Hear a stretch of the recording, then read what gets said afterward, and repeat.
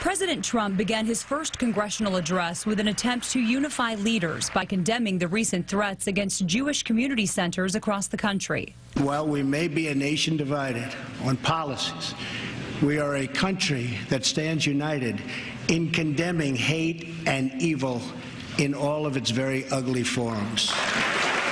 The president reinforced his commitment to bolster the country's immigration laws, build a border wall, and crack down on crime in the inner cities. To any in Congress who do not believe we should enforce our laws, I would ask you this one question. What would you say to the American family that loses their jobs, their income, or their loved one because America refused to uphold its laws and defend its borders?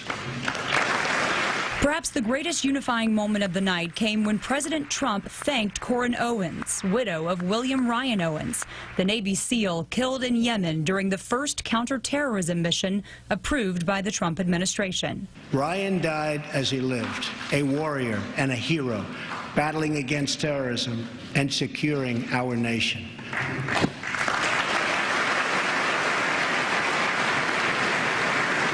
Republicans and Democrats stood in solidarity, applauding for nearly 90 seconds as Owens' widow looked to the sky, overwhelmed with emotion.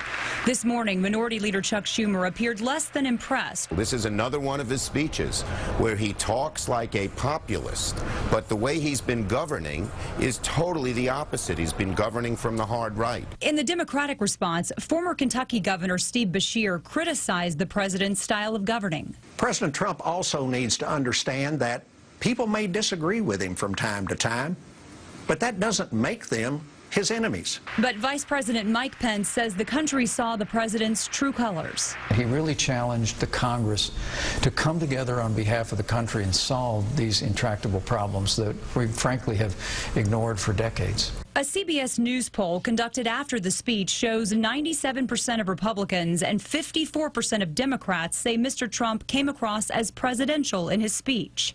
And the president saw double-digit gains in approval of his views on terrorism, Obamacare, crime, the economy, and immigration.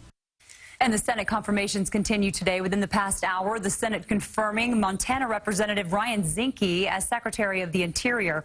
Zinke will now be responsible for more than 400 million acres of public land. Chris and Mary? Thank you. In Suffolk